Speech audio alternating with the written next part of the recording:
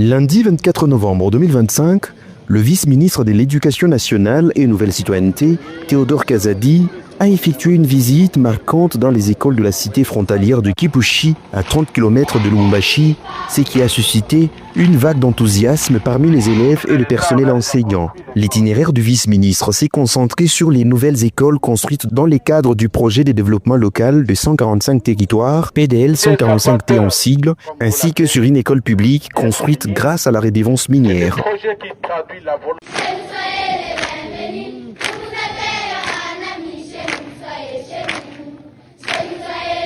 Dans chacune des écoles visitées, l'étape la plus significative fut l'échange direct avec les élèves.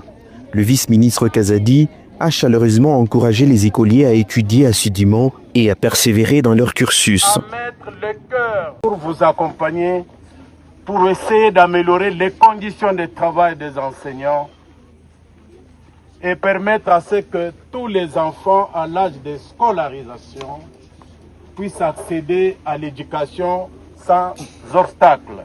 En outre, il a réitéré l'engagement du chef de l'État pour ces jeunes élèves représentant la relève de demain, un engagement concrétisé par la mise en œuvre de la gratuité de l'enseignement primaire public dès son accession à la magistrature suprême.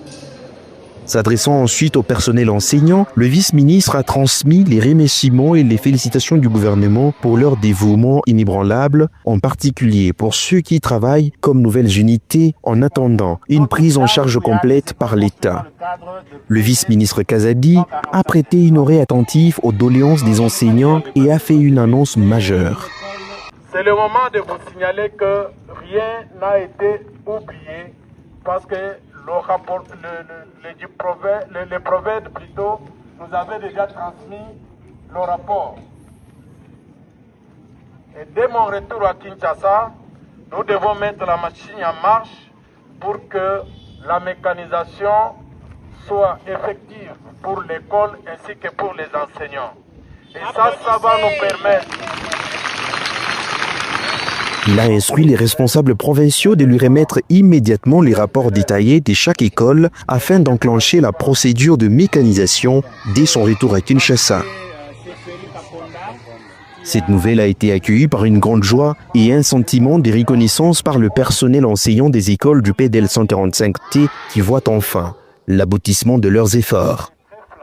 De retour à Lubumbashi, l'agenda de Théodore Kazadi l'a mené au complexe scolaire Galaxy. Il a été positivement impressionné par la modernité des ateliers et laboratoires. En observant les élèves en pleine séance pratique et en suivant leurs explications, M. Kazadi a salué la qualité des équipements et l'excellence de l'enseignement dispensé, y voyant un modèle pour le développement du système éducatif congolais. En fin de journée, Théodore Kazadi a présidé une réunion avec les membres du comité provincial de l'éducation élargi dans la salle des réunions des Novotel. L'objectif était de définir les orientations stratégiques pour faire progresser le sous-secteur de l'éducation. Il a clos cette journée de travail en rappelant un principe fondamental à tous les cadres réunis. Toute action doit être entreprise dans le seul intérêt de l'enfant congolais.